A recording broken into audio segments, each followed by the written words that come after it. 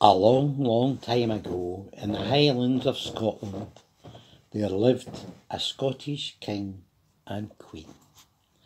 They lived in a very old castle on top of a high mountain.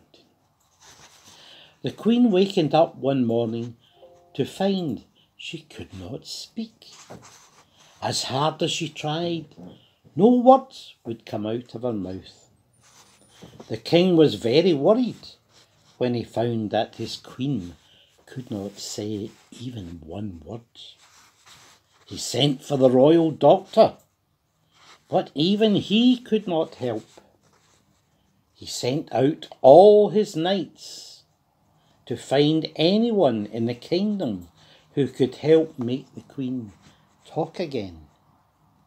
The king relied very much on his queen for advice to run the kingdom.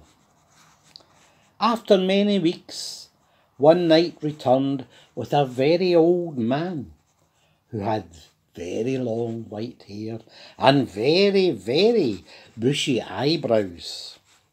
The king asked the old man, "Can you help the queen to talk again?" The old man checked the queen's throat and said, "Sorry, my king, I cannot help. The queen has had a spell cast on her by a wicked witch." "What can I do to get my queen to talk again?" asked the king. The old man replied, "My king, you must find a unicorn who will tell you how to cure the queen and have her speak again."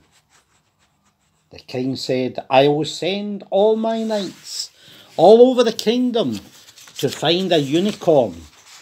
"No," said the old man, "you must not.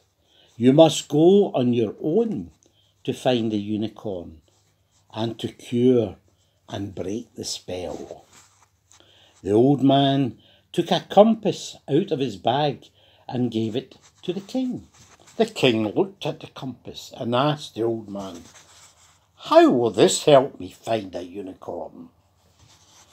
The old man replied, "That, my king, is a magic compass and will point the direction where the unicorn will be found. So follow the way this needle points all the time. You will meet many people on your trip, but you must never tell them about the magic compass. You must dress like a merchant selling scarves and gloves." The king thanked the old man and told his knights to look after the old man and to take care of his queen while he's gone.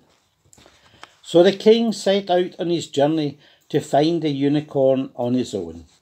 He dressed like a merchant, with samples of scarves and gloves, and having the magic compass with him, hidden in his inside coat pocket.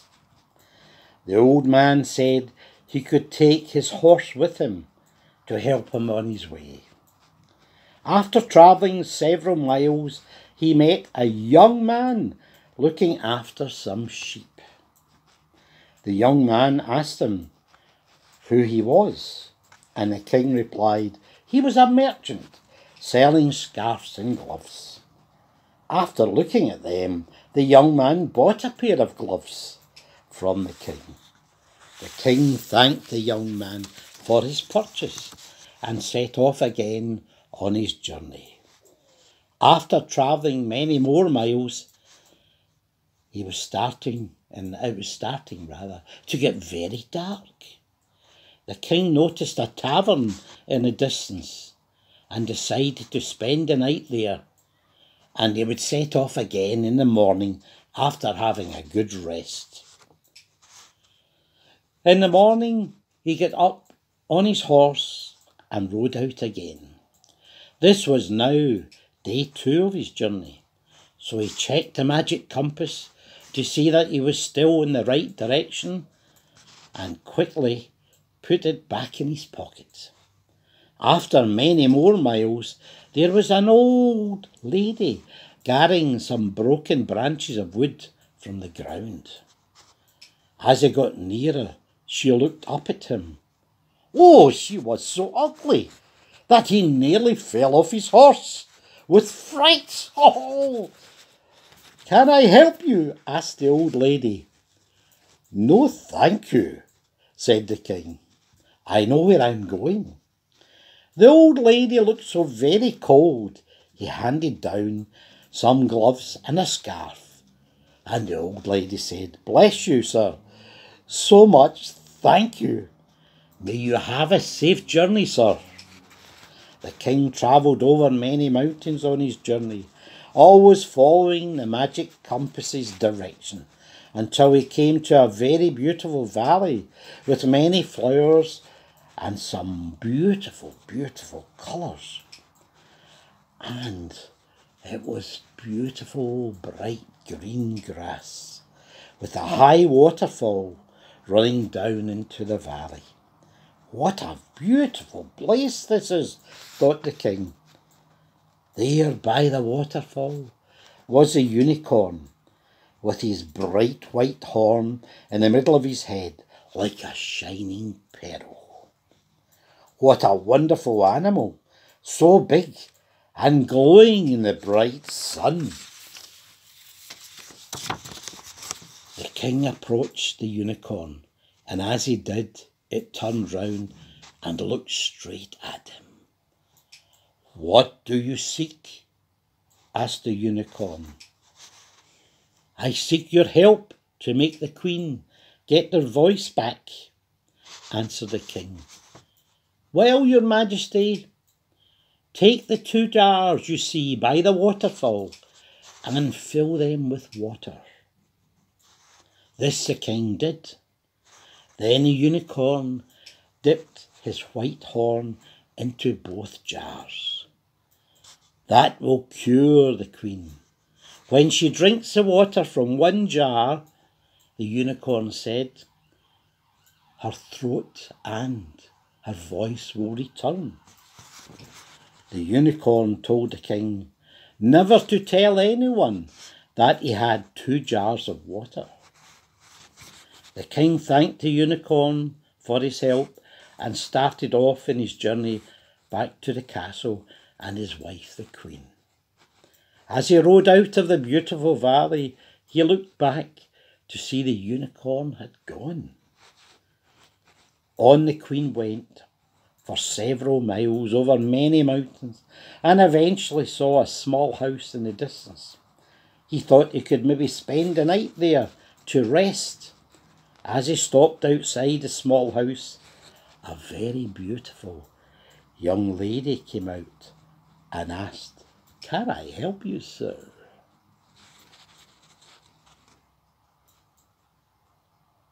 Yes, said the king. Do you have a room I could stay in overnight? Yes, said the young lady. Come on in. There was a small hut at the side of the house, just big enough for the horse.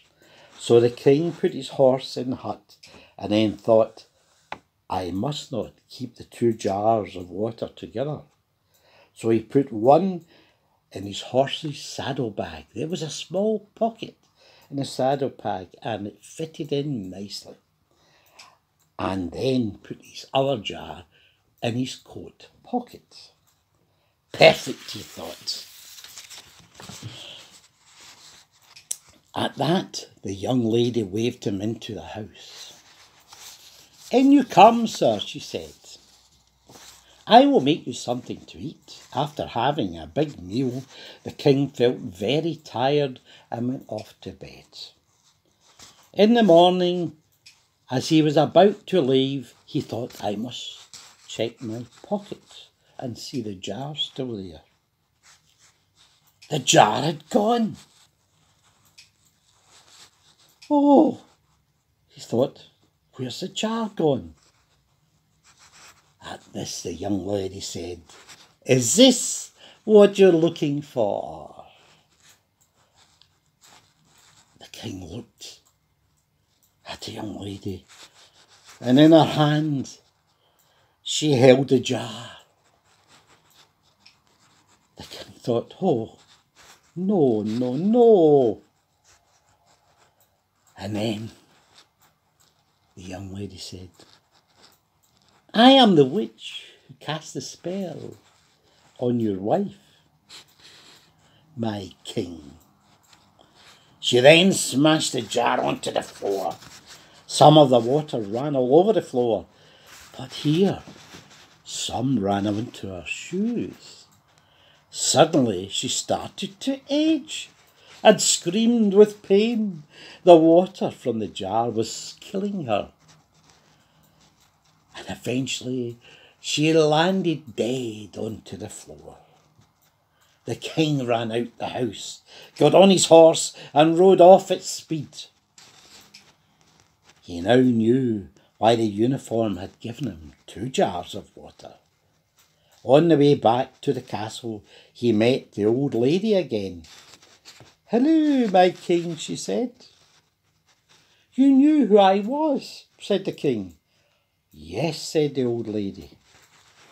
As the king looked at her, she began to get younger and younger, and then said to the king that the witch had also cast a spell on her. By this time, she was a young girl again, and very beautiful too. Thank you, my king. I wish you a safe journey back to the castle and the queen, she said. The king rode on and soon passed the young man looking after the sheep. He gave the king a wave with his shepherd's crook. Soon the king arrived at the castle and ran up the stairs to the queen with a jar of water in his hand. Please, my queen, drink this water. And as the queen drank the water, her voice returned. She even started to sing. She was so very happy again. All the knights cheered. Hooray, they said, as they heard the queen singing. There was a great celebration all over the king's kingdom. After that, the king put the unicorn on his royal crest because he was so grateful to the unicorn for all his help.